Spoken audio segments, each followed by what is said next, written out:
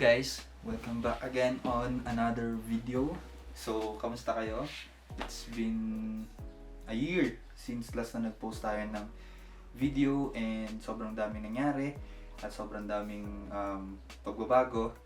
And today, welcome ulit sa panibagong video natin. And if you're new here, I'm Jason. I create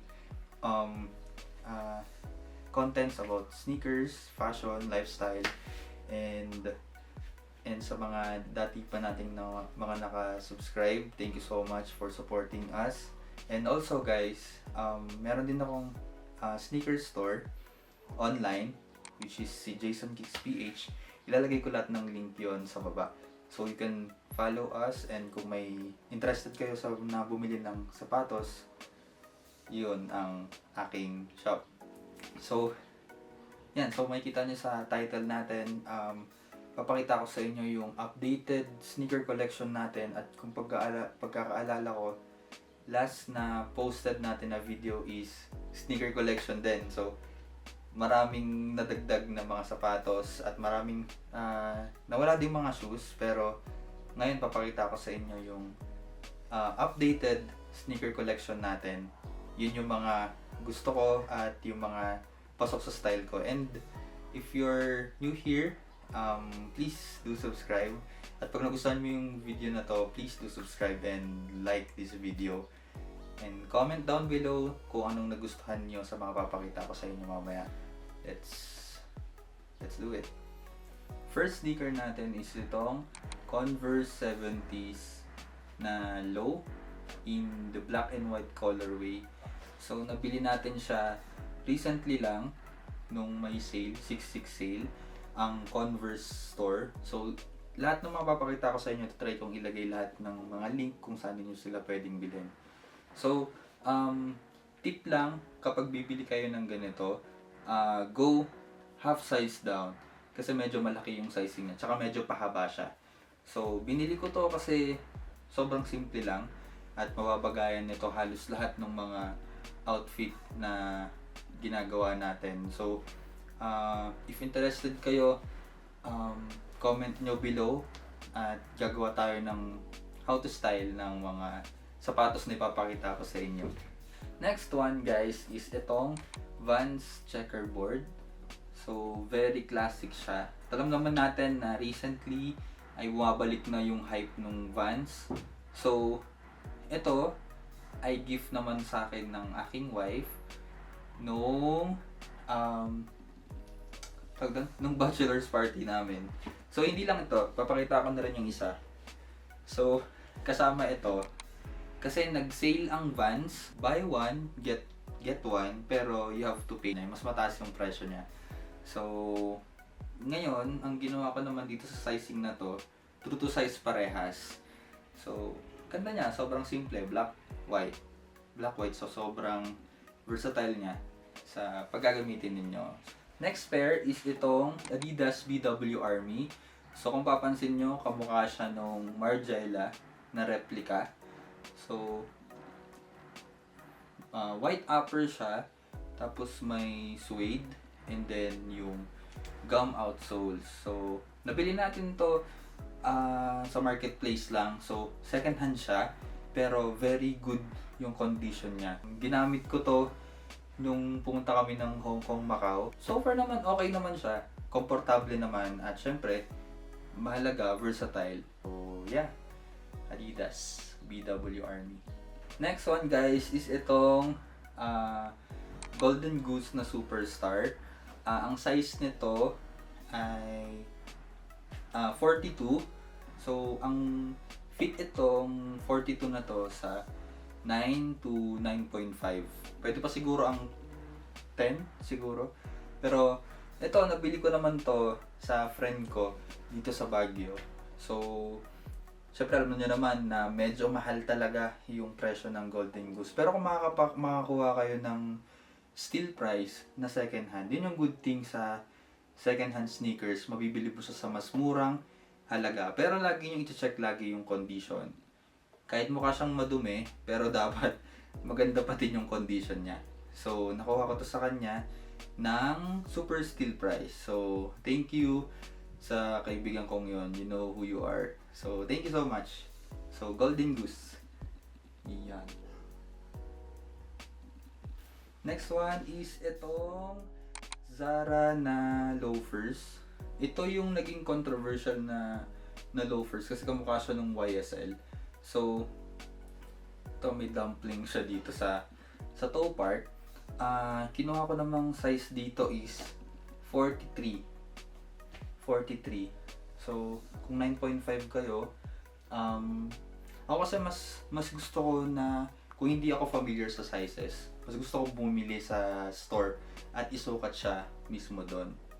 Yun yung pinaka-hack kung gusto nyong makuha yung perfect size ninyo. Kung online naman kayo bibili, mas okay na mag-try muna kayo in store ng sizes. Then, saka nyo bilhin online. Tinatry ko pa kung paano ko siya i-susuot or i-style. Kasi, yun nga, sobrang mahilig ako sa sneakers talaga. And first time ko magsuot ng mga ganito klaseng sapatos. Yan. Next one is itong tassel loafers naman in the burgundy colorway. So, itong sapatos na to is ginamit natin sa wedding natin. Ito yung wedding shoes ko. And we recently got married ng aking fiancé na wife ko na siya ngayon. So, sobrang daming nangyari sa akin sa buong taon. Kaya hindi rin talaga ako nakapag-shoot ng videos. Sobrang naging busy sa buhay natin. Pero ngayon, try nating maging consistent on posting videos, and kung saan man tayo pumunta, saan man tayo dalhin ng content creation na to. So, ito naman, nabili ko naman to sa ukay lang. Sa ukay lang talaga. Ang size naman nito is 8.5. Pero fit naman siya sa 9.5. Fit naman siya sa akin. Next one is ito namang Onitsuka Tiger na nabili naman natin din sa ukay lang. So, ang size nito is size 9. So, kung gaya nyo ako na 9.5, mas prefer ko na mag half size down kayo into size 9. Kasi ako, yung fit ko kasi is payat. Kaya, kailangan ko talagang mag half size down.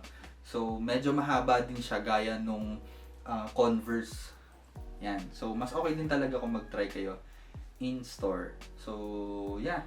Okay, this one is the Adidas Japan in the black, white colorway. Ito yung nabili kong sapatos nung nag-propose ako kay Ezra.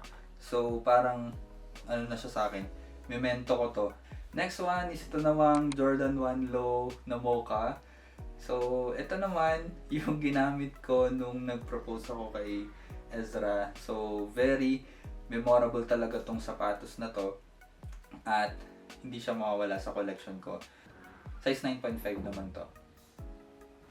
Okay guys, this one is the A6 Gel Kayano 14 in the silver, gold, tapos cream colorway. So, nabili naman natin to sa Singapore din last December 2024. So, yun. Next one is itong New Balance 1906R in the gold, silver colorway, or yung tinawag lang Queen of Tears. Pinili ko ulit to this year lang, recently sa marketplace lang din. Yan. So, eto guys, if you're interested, ipopost ko pala to sa Jason Kicks PH. So, ang size nito is size 10. So, unahan na lang kayo guys if you're interested naman. So, mas mura siya kesa sa SRP niya. Next one is ito namang New Balance 550 in the white and gray colorway. Sobrang linis lang nito and you can never go wrong with white shoes talaga. Tapos, ito rin guys, I will be selling this kay Jason Kicks PH ulit. At ang size nito is size 9.5. Next pair natin is itong Kim Jaspers. So, napaka special nitong sapatos nito sa akin kasi ito yung first na brand na nag-send sa atin for collaboration. Thank you so much, Kin, for sending this pair. So basically, ang upper nito is black na leather with brown outsoles. Gagawa natin to ng contents sa mga susunod na araw, guys. So, eto siya. Thank you so much, Kin, for sending these shoes and supporting my brand.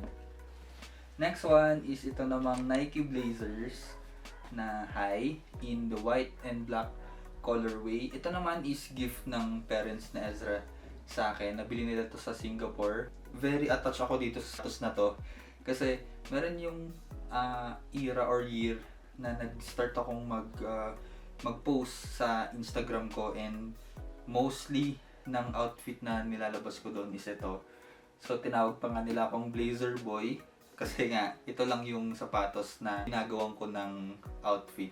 And syempre gusto ko talaga to since medyo payat nga ako, and high ito, tapos black and white lang siya. Sobrang dali lang niyang bagayan. So soon gagawa ulit ako ng mga outfits nitong Nike Blazer na to. Okay, next pair is ito namang Jordan 1 High na ko alam yung exact colorway nito, pero gray yung upper niya, suede, and then white.